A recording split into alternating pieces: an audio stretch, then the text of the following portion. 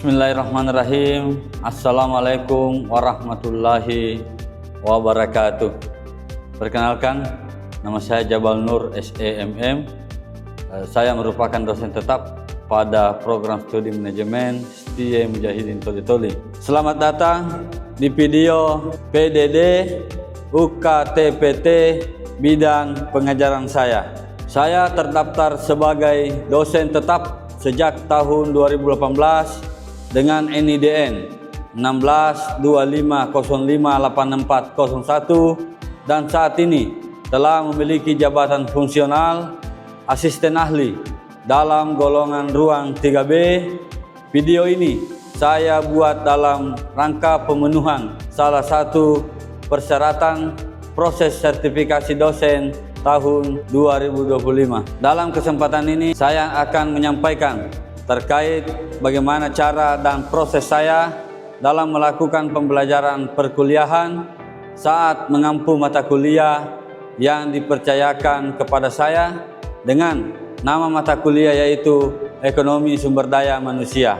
Mata kuliah ini adalah mata kuliah wajib program studi dengan bobot 3 SKS yang diampu pada periode perkuliahan tepatnya di semester 2 atau semester genap. Mata kuliah ini membahas mengenai konsep dasar sumber daya manusia, termasuk penawaran dan permintaan tenaga kerja, serta isu-isu terkait pasar tenaga kerja dan kebijakan ketenagakerjaan.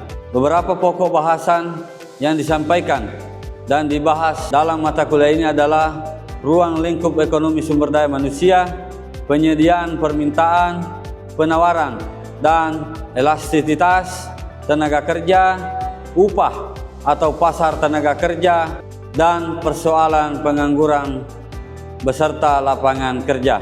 Dalam mengelola kelas perkuliahan, saya menerapkan penggunaan pendekatan student center learning di mana dosen berperan sebagai fasilitator dalam proses perkuliahan dan mahasiswa menjadi fokus utama dalam pembelajaran tersebut.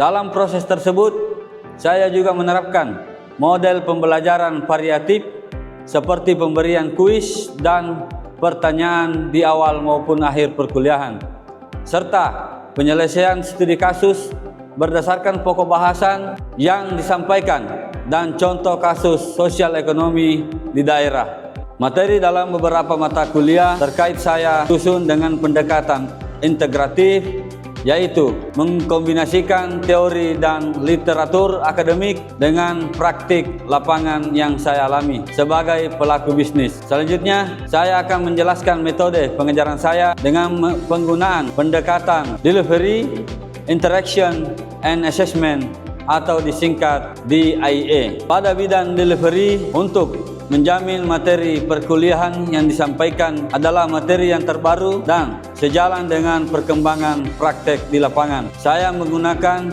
buku ajar dan buku referensi yang relevan dan terbaru. Dari materi tersebut kemudian disampaikan dengan memberikan analogi dan pendekatan yang mudah dipahami oleh mahasiswa. Pada bidang interaksi, dalam interaksi dengan mahasiswa, saya memposisikan diri sebagai orang tua dan juga mitra belajar bagi mereka guna menciptakan suasana belajar yang menyenangkan dan rileks, namun tetap mengedepankan pembelajaran, etika, serta kedisiplinan bagi mahasiswa. Setiap memulai perkuliahan, sebisa mungkin saya menanyakan kabar mahasiswa, baik yang hadir maupun yang tidak sempat hadir dalam perkuliahan. Saya kemudian menekankan kepada mahasiswa untuk tidak perlu ragu dan takut berkomunikasi dalam proses perkuliahan agar mereka dapat menyampaikan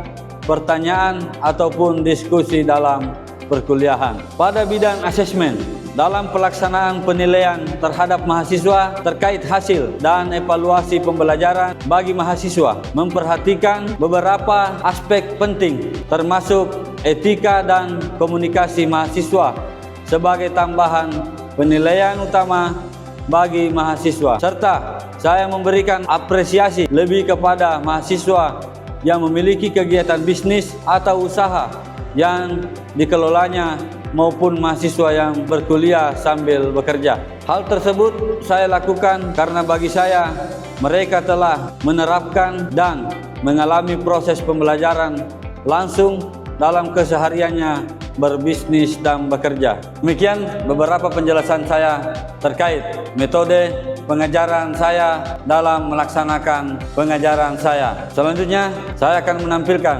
cuplikan video proses pembelajaran saya di dalam kelas, dan selamat menyaksikan. Bismillahirrahmanirrahim. Assalamualaikum warahmatullahi wabarakatuh. Puji syukur kita panjatkan kehadirat Allah Subhanahu wa taala atas rahmat dan hidayahnya sehingga kita bisa dipertemukan kembali di kelas ini dalam rangka melaksanakan kewajiban kita adalah perkuliahan. Bagaimana kabar adik-adik sekalian? Alhamdulillah. Terus selanjutnya sebelum saya lanjut ke pembahasan, terlebih dahulu adik-adik sekalian saya mau absensi melalui SIMDOS. Kita lanjut, di mana pembahasan pertemuan kita pada hari ini adalah penyediaan tenaga kerja dan pasar tenaga kerja di pertemuan ketiga.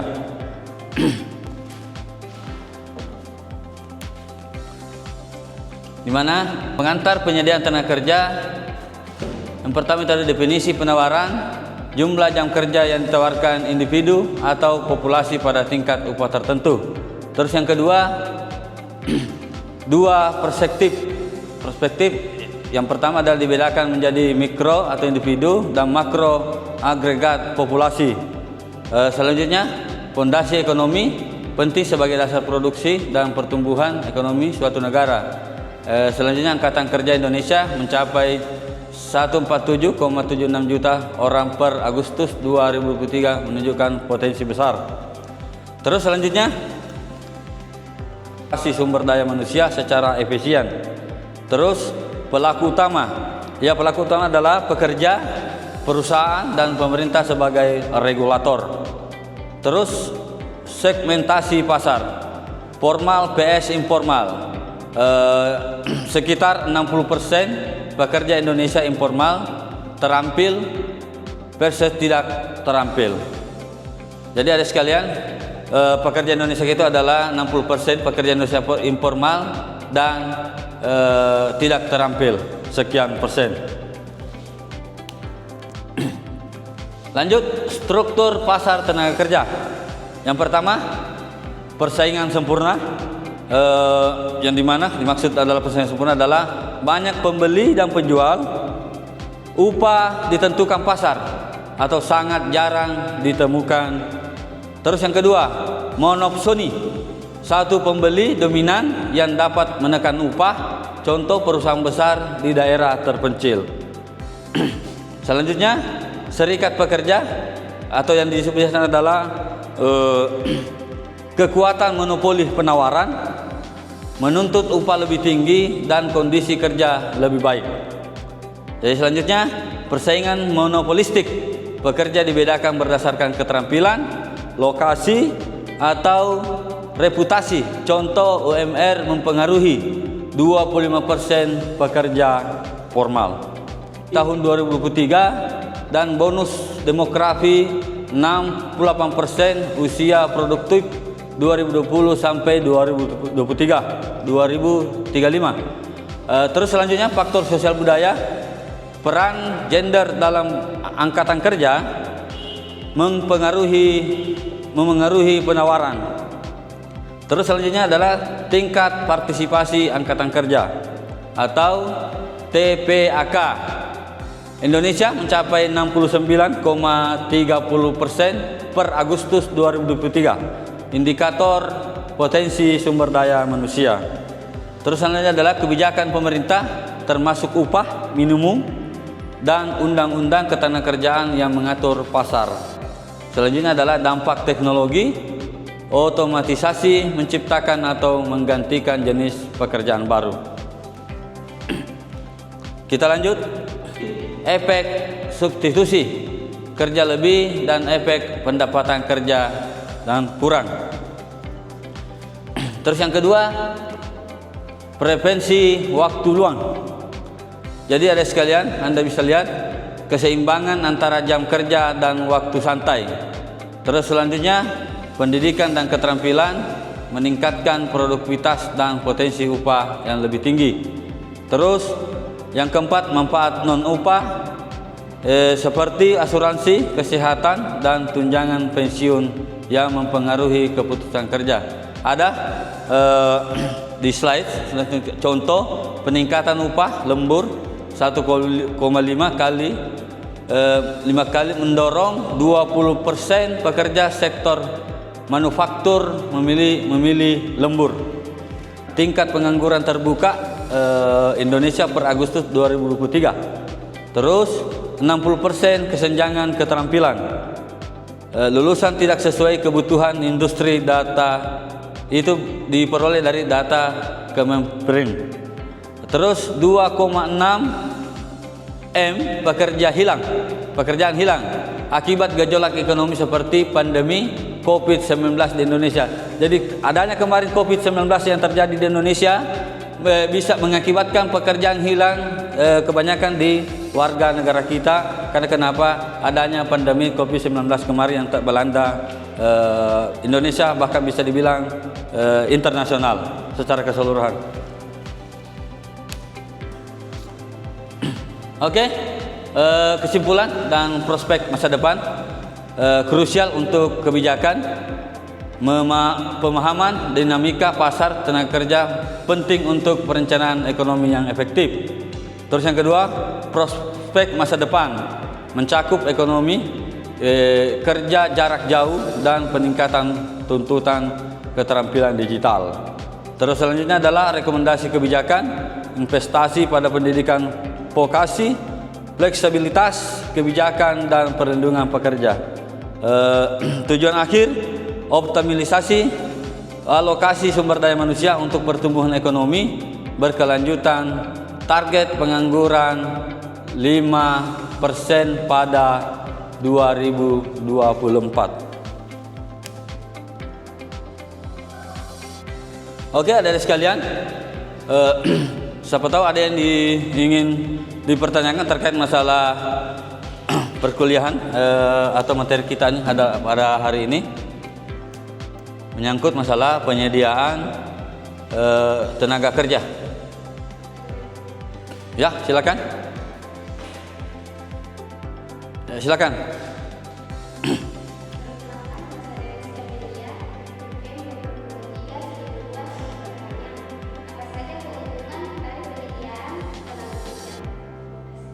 Oke, apa saja keuntungan dari penyedia tenaga kerja? Oke, saudari Dea, terkait pertanyaan Anda menyangkut masalah keuntungan penyediaan tenaga kerja.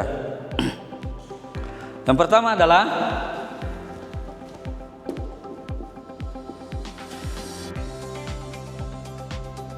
peningkatan produktivitas.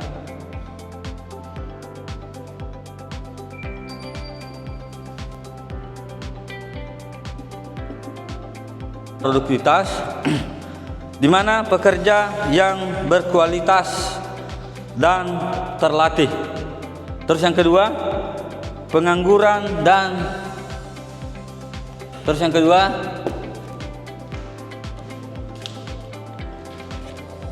pengurangan biaya.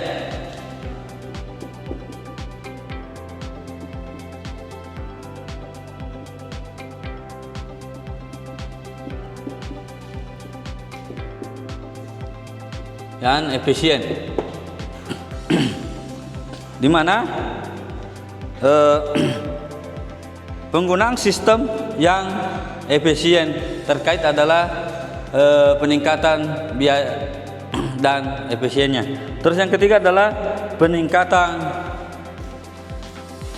selanjutnya adalah peningkatan daya saing.